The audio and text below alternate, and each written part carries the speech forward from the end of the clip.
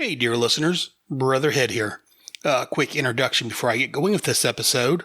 One, I want to apologize for the delay. I know it's a week behind, well, actually a month and week, but that's another story entirely. I got delayed with my own, being inside my own head and everything going on with me. I got running behind. But here is this month's episode. Also, originally, this was going to have Armageddon, Inferno, issues 1 and 2 covered. But due to, again, getting stuck in my own head, having my own problems, I'm only doing the first issue this month. And next issue, I'll do the second issue. And then I'll do the last two in the following month. So, or maybe I'll do all three next month. I haven't decided yet. Anyways, just wanted to give you a quick, why it's late and what's going on with this. I'm still here. Check out, I've just launched a new domain, headcastnetwork.com. You can get all my shows on there. It's still a work in progress. I don't have a lot of people going to the website I don't have anyone going to the website making comments, so I'm not sure if people's listening to them at the individual websites, head.headspeaks.com and so forth. Right now at Headcast Network, you can listen to the last 5 episodes of each show. I've got all my shows on there. I got the Headcast Network feed on there. And again, it's work in progress, so it may be changing as we go along. I will be having links back to the regular, gijoe.headspeaks with the main, everything like I usually do, head.headspeaks.com and all that. But right now, it's a little more bare bones. I'm working on fixing things up a little bit, but I want to get that out there. I've also updated my my headspeaks.com website, so be sure to check that out. And a final thing for this episode, about halfway through, again, it took me a little while to get this episode recorded due to life. About halfway through, I ended up ordering some new mics, or a new mic. So about 15 minutes or so in, when I'm talking about, I'll play a little clip from Good Golly Miss Molly by Little Richard. Right after that, I talk a bit, and then I will be switching over to a new mic. So let me know what you guys think. And that's enough talking. It's been 2 minutes or so let's get on with the show. Bring us in, Bugs.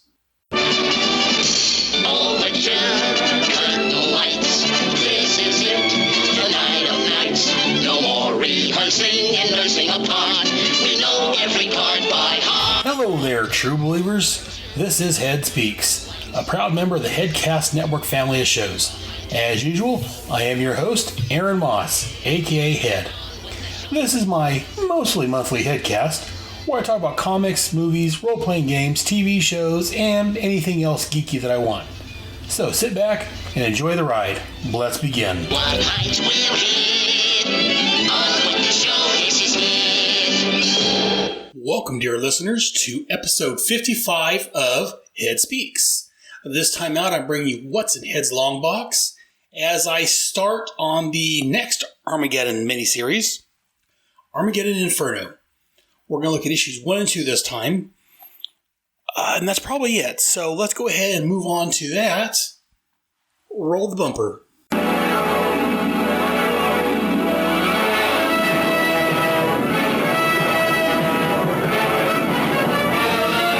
Faster than a speeding bullet.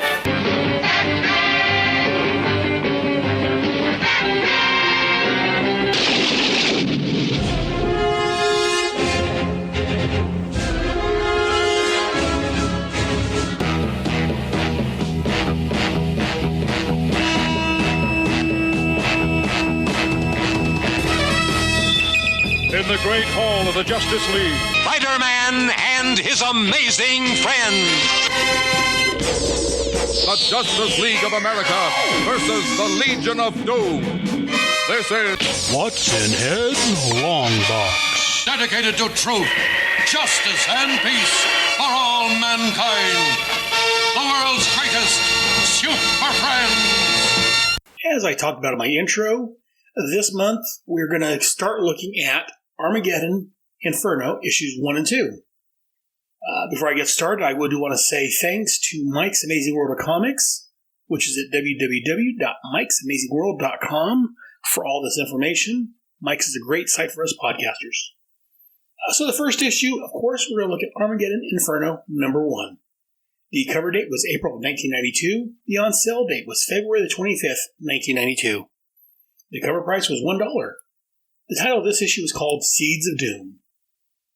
The writer was John Ostrander, who, again, I do several podcasts on. I love the guy. Well, not actually love him because I don't know him that well. But anyways, the pencil is Luke McDonnell. Those two are teamed up from the Suicide Squad. Artist is Tom Mandrake, Arthur Adams, Michael Netzer, and Walt Simonson. The inker was Bruce N. Solotov. Letterer John Costanza. Colorist Dean Giangelo. And editor was Dennis O'Neil. And the cover was done by Michael Netzer and Joseph Rubinstein. And here's the synopsis. The synopsis actually came from the DC Wiki.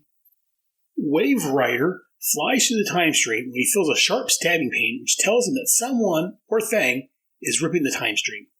He tracks the disruption to present-day Wyoming in a valley called the Devil's Bones. Very ominous. There, 12 people have been drawn and evoke the arrival of Abraxas. During Wave Rider's recent exploits, Abraxas became aware of the time stream and other dimensions.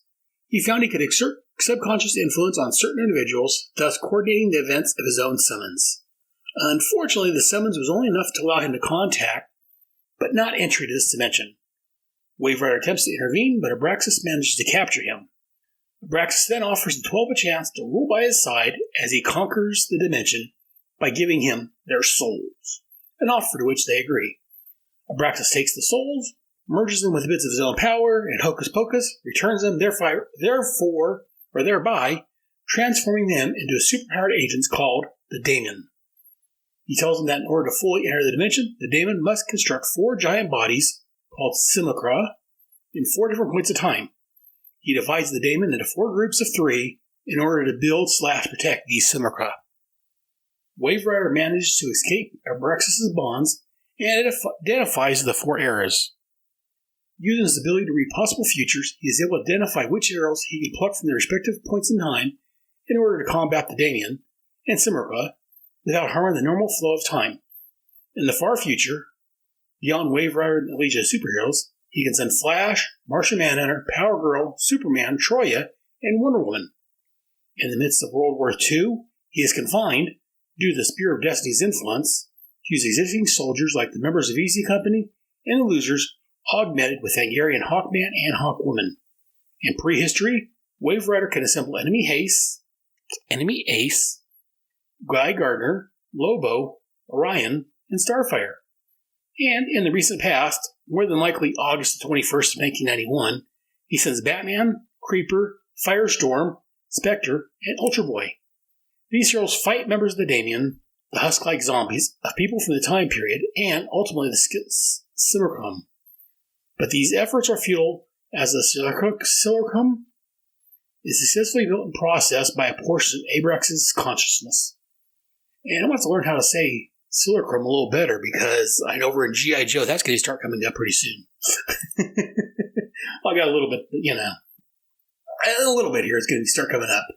Anyways, let's go ahead and move on to the actual issue and get my thoughts on it, as I usually do. First of all, I read this when it first came out, and I enjoyed it, in quotes. I actually remember liking the last one, Armageddon, Alien Agent, a little better, but I think part was the artwork. This artwork is a little more darker, a little more grittier. Like I said, one of the artists is Tom Mandrake, who does the penciler is Luke McDonnell, who does a darker, grittier but a darker, grittier characters. And I love them on Suicide Squad, but on a superhero book, I'm not the hugest fan. So the artwork on this overall is okay. Like I say, it's a little dark and gritty in a lot of places for me, but it is what it is. So let's go ahead and look at the issue. First, as usual, we'll start with the cover. We get our logo at the top, Armageddon Inferno. It's number 1. We get a little picture of Wave Rider on the side. Lets us know it's a 4-issue miniseries. The main cover itself shows Wave Rider when he's tied up with Abraxas' energy beams. Behind him, we have Batman, the Spectre, and the Creeper all lunging at him. Overall, it's a good cover. It's not too heavily inked. It's not too dark. I like this cover. Creeper Spectre and Batman are all nicely done. It's a classic gray and blue Batman that I grew up with. So Wave Rider's done nicely. Again, we can see he's kind of in pain from these energy beams around him. Overall, I really like this cover. So let's go move on to the story itself. The first page we get with a splash page from behind Wave Rider. This was done, it looks like, penciled by Luke McDonald. And here on the first page, it breaks down who does what. So, again, before I just briefly read off what I got from Mike's Amazing World, but officially, Luke McDonald penciled pages 1 through 9, Tom Mandrake penciled 13 through 24, Art Adams did page 10, Mike Netzler did page 11, Walt Simonson did page 12, and as far as inkers go, Bruce M. Soloff did pages 1 through 9, Tom Mandrake did 13 through 24, so it looks like he penciled his own inks, or inks in his own pencils. Art Adams did page 10. Again, he did the pencils and inks. Mike Netzer did page 11. He did the pencils and inks. And Walt Simonson did page 12. So it looks like they all did their own pencils and inks except for pages 1 through 9, which was done by Luke McDonald and Bruce Soloff. I'm not familiar with that name. I didn't really look him up, but this first page, it's not a bad page. We get a backside of Wave Rider as he flies this time stream. We get the title of this issue, Seeds of Doom. It's not a bad image. It's just, for me, as I've said elsewhere and probably here, in my superhero comics, I like a little more of the four-color, a little more of the clarity of it. I like the darker, grittier style, like on Suicide Squad. I think that fits. I know John Ostrander and Tom Mandrake worked on the Spectre, and again, the darker, grittier worked on that. On this one here, I personally would have preferred a more cleaner art style. I'm not saying it's bad, it's just not what I would have preferred for it. Something that's containing, regular superheroes. But again, the art overall is not bad. It's just, and again, I'm doubling back on myself. It's good artwork. And like I say, here on page, page 3, we've got 12 panels, 13 panels, 12 panels of the individual faces, and one at the bottom of the lightning flashing where they're at. This is a nice page. I do like this where it shows the 12 people it's calling Abraxas, and it's got, like I said, it's a 12-panel grid with another panel below it, and we got some words in the middle of the boxes. I do like the way this is laid out, and since they're summoning a demon, this part of it actually I don't really have a problem with, in quotes. In fact, the next page where it's like a long view showing the 12 people, we show like colored winds and whatnot, lightning, fire, as an eye opens. This is really nice. In fact, if it had been my druthers, if I'd been in charge, I would have probably had I don't know.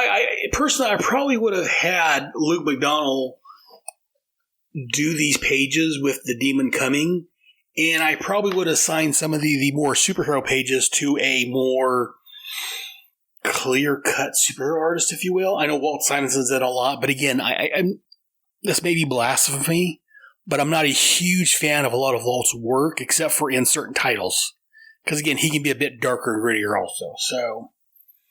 But here on page 4, I believe it is, these pages aren't numbered, so I'm just kind of guesstimating. We get a huge eye encircled in fire. This is a very nice panel. I love the way this panel is laid out. Not a lot of words at this point, a lot of dialogue. But yeah, we got this Abraxas has come in a big speech bubble. It's very nice. And then we cut, like I say, to an overhead view of the big eye in the fire with the people below him. And then we get to Wave Rider. See, in my opinion, I would have personally had someone else do these pages, or at least maybe have someone else work with Luke McDonald. I love Luke McDonald's artwork, and like I say, it's a certain style. And in four-color superhero stuff, I normally, as I've said elsewhere, prefer, and I said it earlier, in fact, a cleaner style. So I would have probably mixed Tom Mandrake and Luke McDonald with somebody else on a lot of these pages, personally. Again, I'm not saying they're bad, because again, Luke McDonald and all these artists are great artists. So I'm not saying it's bad, it's just not what I prefer for this type of book. But I say that, but parts of it's really fantastic because parts of it really fit. The darker, like there's a panel here with Wave Rider being encircled by the, kind of like on the cover with the energy beams. We get the eye at the people down there. This page is a great page. And the next page we get the eyes I talked about in the synopsis, which is Abraxas firing in quotes on these people. And we're getting a description where he says he's going to turn them into Damians. He's going to send them through time. And we see 4 different beams, if you will, with 3 different people each going to different times. This all, I think for the most part, and again, I'm fighting for myself as I go through this. So please bear with me as I fight internally.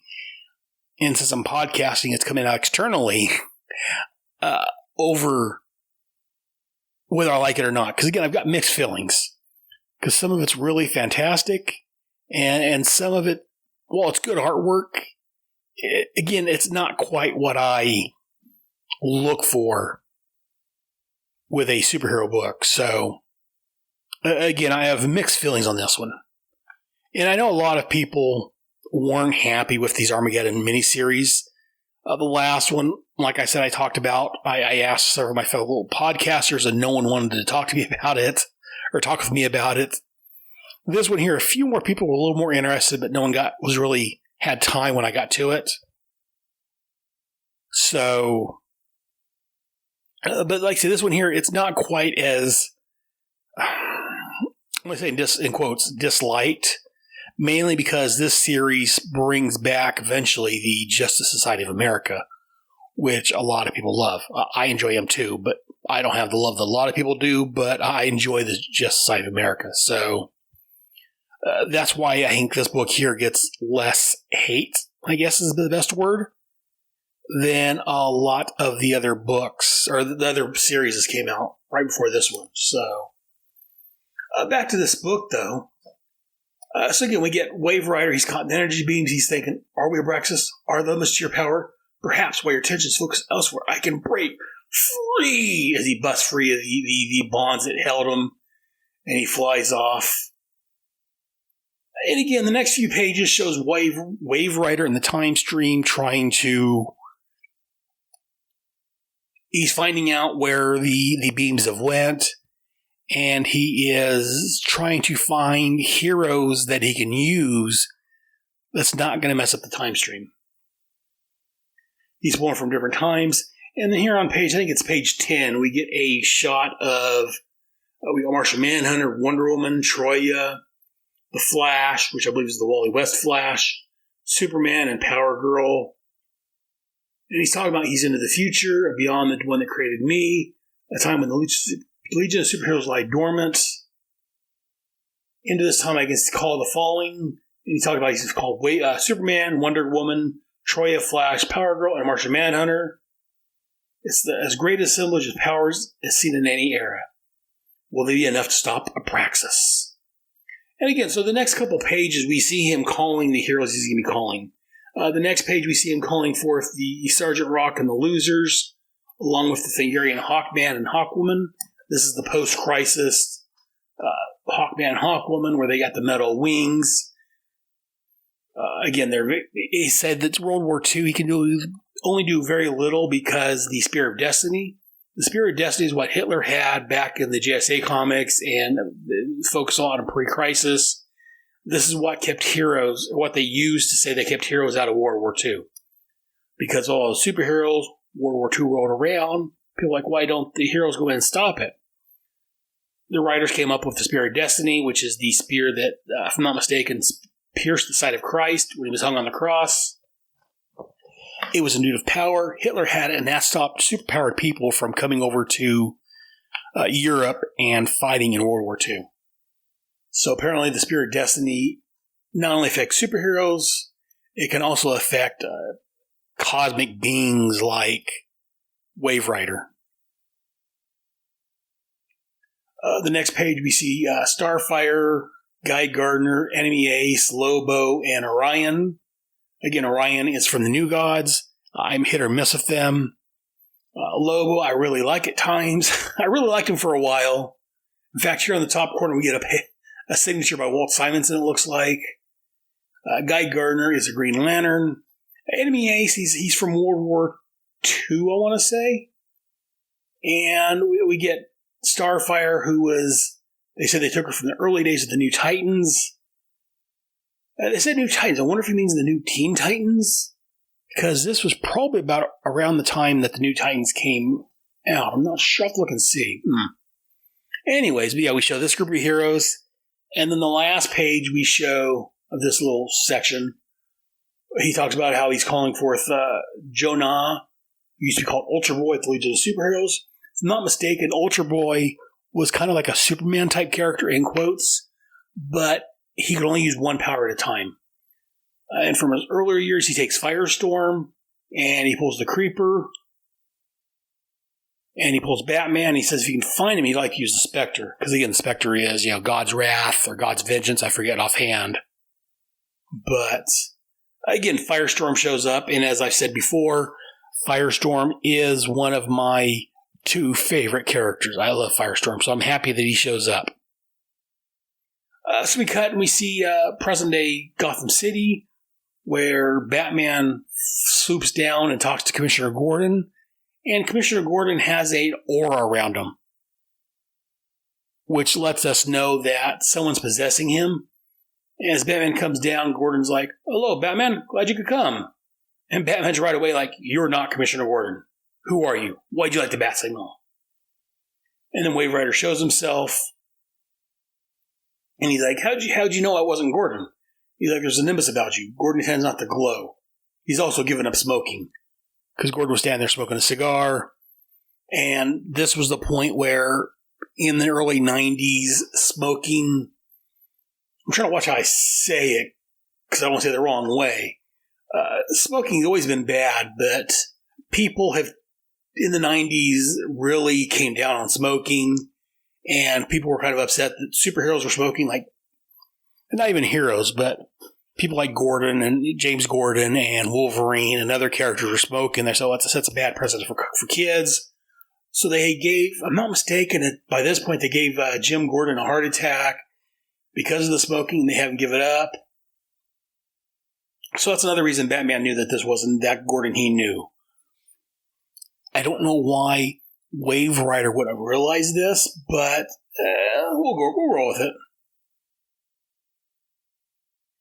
And so Wave Rider explains to Batman what's going on, and Batman says he wasn't aware he could shift people in time, because Wave Rider, as we've talked about over the last several months, over the last year or two, Wave Rider can't actually shift people. He goes and he can look at people's futures, look in their past, and see what's going to happen to them. He can see their possible futures. Which, again, as we talked about over the last 2 years, is kind of problematic, but we're not going to go into that again. But he tells them that he's acquired a device from some individuals in the future, and I believe he's referring to the Legion of Superheroes. And Batman's like, "I don't know why you want me. Cosmic is not my strong point." And he's like, "But there's only so many people I can pull from certain junctures, and you I can pull without messing with reality."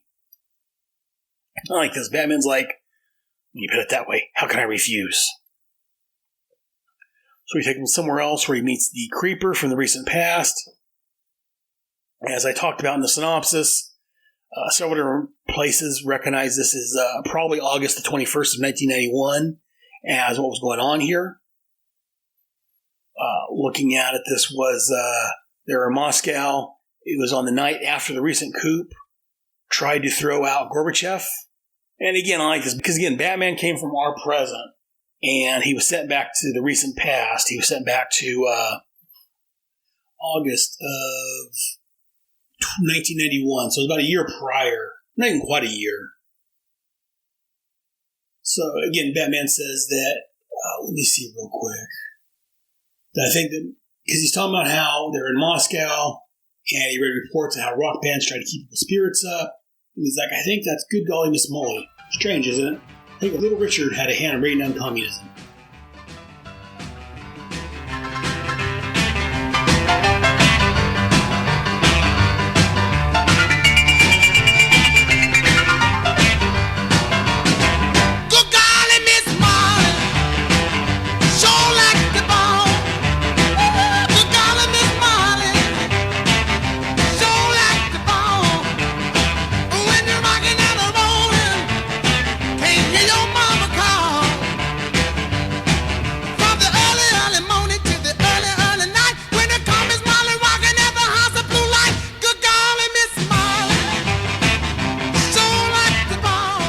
The Creeper's like, bringing down? You told me that the Reds aren't Rush anymore? Never mind. This isn't why Wave Rider brought me back in time. Are you forward? That, however, probably is. If you see some lightning off in the distance. And I've got to say, here at the very bottom of this page, the scene of Batman and the Creeper, it's in the darkness, got the rain falling. There's a couple of very nice images here. I really love the way it's like Batman's almost blending into the background because he's so dark, and Creeper. And then at the last part on this page, we get the lightning striking, and we get a silhouette of these two. That's really nice. I like that. And then the next couple pages shows Batman and the Creeper taking on this circulum, or whatever it's called, this body they're building for the bad guy. Abraxas, that's his name. And I like the Creeper. I don't love him, but I always enjoyed the Creeper. He's a very interesting character. I love the way he's a little insane. He's kind of like a Joker to me, mixed with maybe a little Batman combined, I guess, because he's trying to do good, but again, he's a little on the insane side. Insane side. He's got green hair, yellowish, greenish skin, something like that. He's got a red shawl around him, I guess. I haven't read a whole lot of the Creeper, but I have read some of the Creeper, especially when I first got into comics. And yeah, he's just a very interesting character. I think I read him in Secret Origins. That friend of the show, Ryan Daly's had a podcast on. Definitely check that out. But so yeah, I love that this servant, I guess, what do you call him? A husk. That's what they're calling him. It says her name was Anna Konaya. But now she's like playing mind tricks on the Creeper, not knowing that, again, as I said, the Creeper's a little insane, so these mind tricks don't work so on him. I mean, it's like trying to play a mind trick on the Joker. The Joker's going to laugh and go through it. That's what he does here. He's jumping through. He's like, "What? This love wasn't here just a moment ago. Would you play games with me, rash mortal? Shall I try some tricks of my own? Ha ha ha!" As he laughs as he leaps across the other side of the lava. And the gal, the husk, is saying, "Is no game. The maze does not end. The traps will not cease. Sooner or later, you will die." And again, the Creeper, as I said repeatedly, he's insane. He's like, "Everyone dies. You go first." And again, I don't know the origins of the Creeper's creation, but I wonder how much of the Joker or thoughts of the Joker's involved with the Creeper, because he's got the same hair color. He's always laughing, much like the Joker.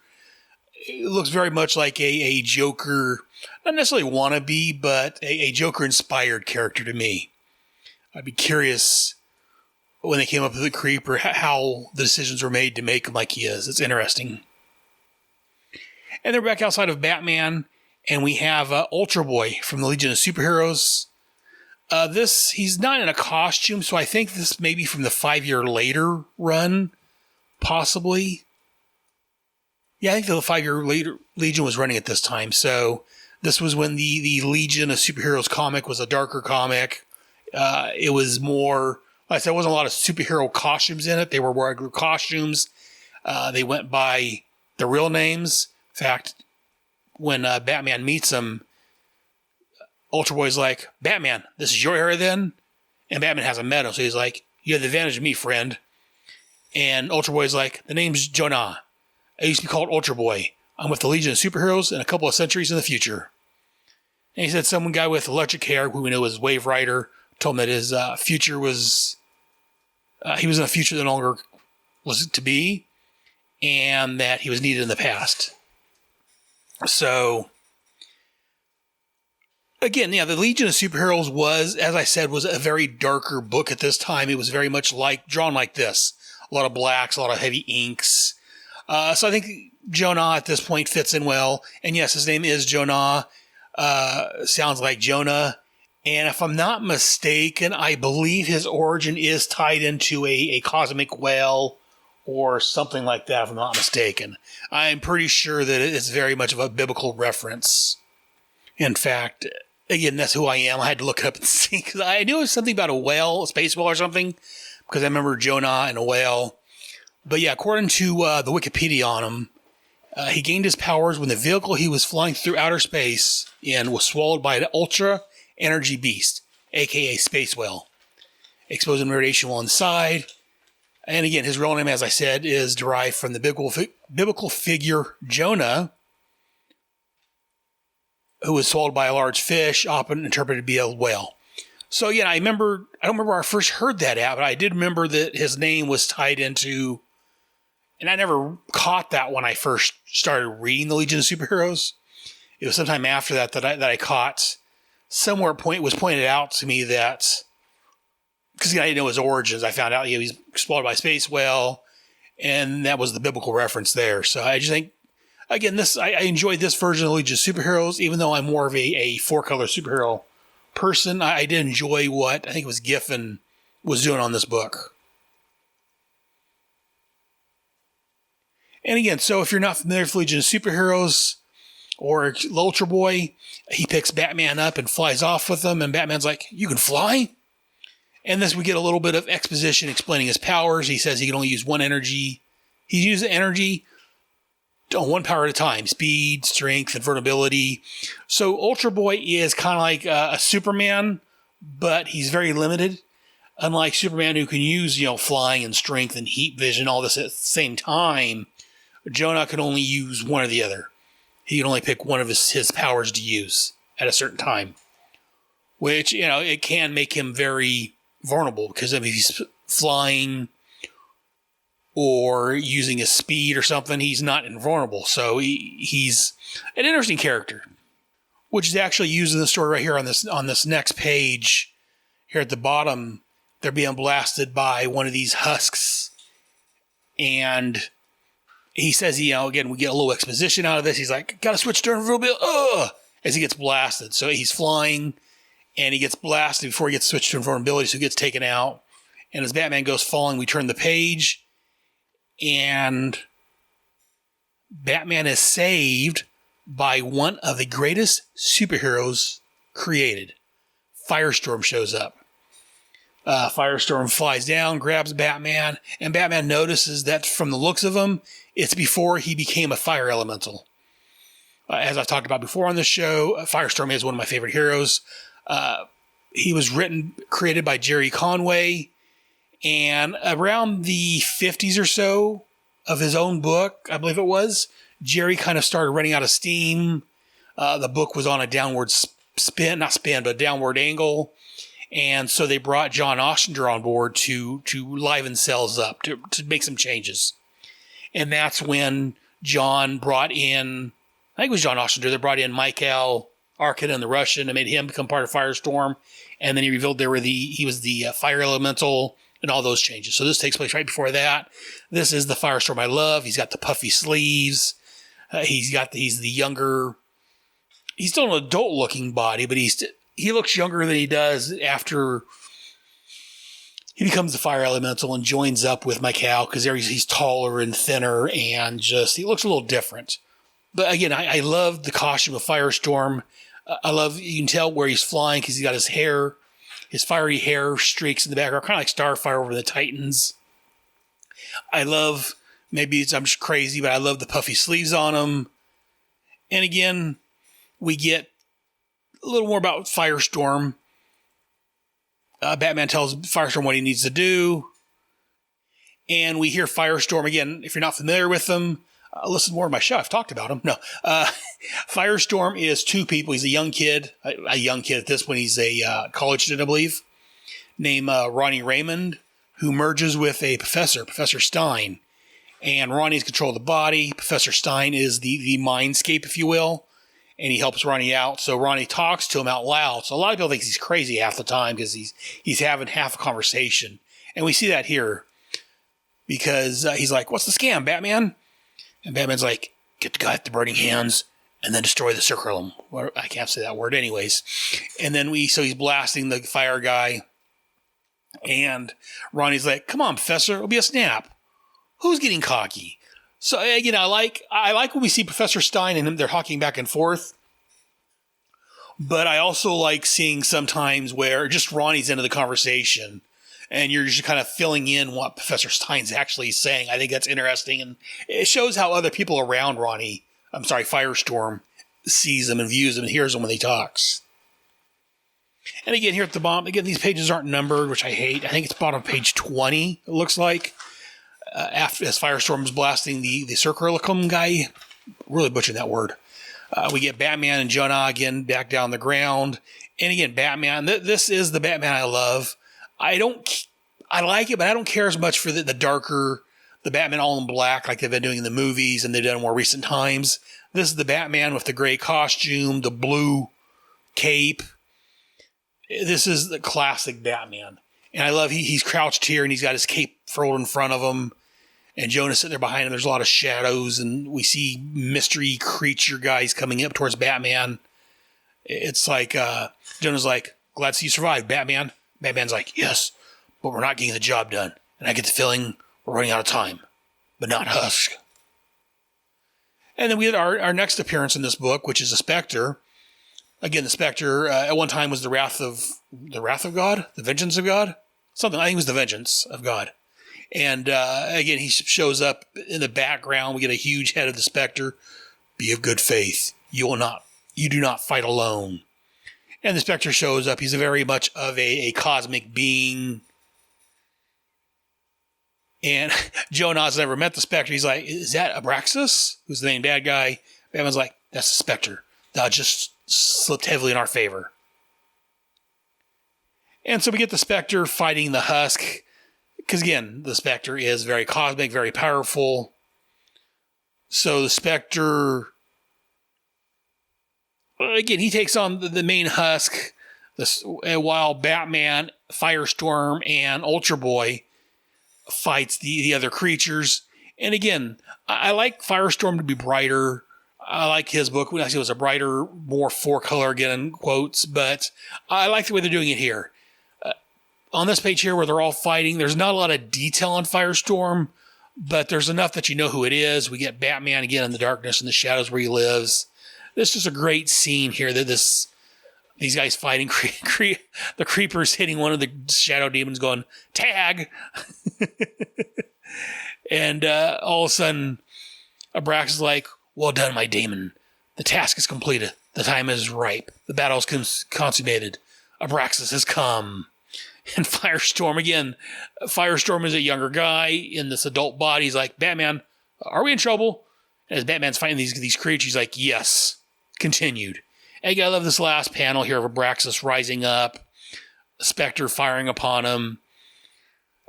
We get the creeper down here by his feet, fighting one of his creatures. We see Jonah flying into one of the creatures, blasting him with fire.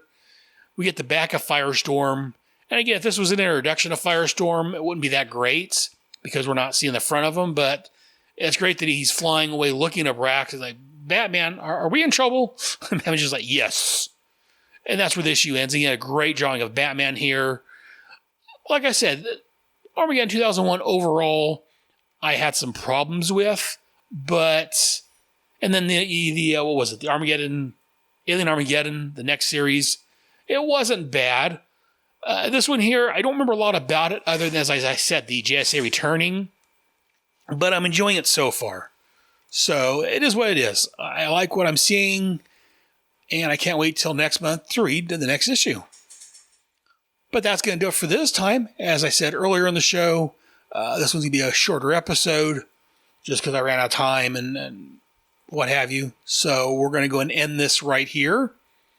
But please be back next month when I continue my look at Armageddon Inferno. We will see the return of the JSA at some point. into the DC Universe at this time. But I think that's going to do it.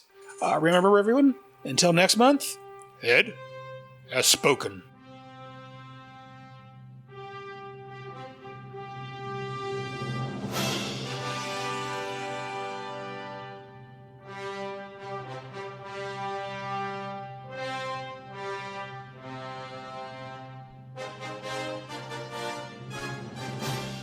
Thank you for listening to another fantastic episode of Head Speaks. Hope you enjoyed it. If so, let me know. Drop me an email to head@headspeaks.com or visit our home at head.headspeaks.com. You can also visit and talk with me on Facebook and Google+, both under Head Speaks. You can also send an MP3 file with your thoughts and I can play that on the air. And you can also get more of me on my other podcasts. Be sure to listen to Task Force X, where monthly I look at John Ossinger's Suicide Squad and Paul Kuppenberg's Checkmate comics from the 80s and early 90s. Also, over on G.I. Joe, a Real American Headcast, my podcasting friends Ryan Daly and Kyle Benning, along with myself, are looking at all of the G.I. Joe, a Real American Hero comics, and related titles from Marvel and IDW. All of my headcasts are available on iTunes and Stitcher, along with the respective blogs and my main page at headspeaks.com. All comments, thoughts, and opinions expressed on Head Speaks are owned wholly by the speaker of said comments and do not express the opinions of Head Speaks, unless, of course, I'm the one making the comments. Head Speaks, Task Force X, and G.I. Joe, a Real American Headcast, are all part of the Headcast family. So, join us next month for another wonderful episode of Head Speaks. Until then, I'll see you in the funny pages. Good night.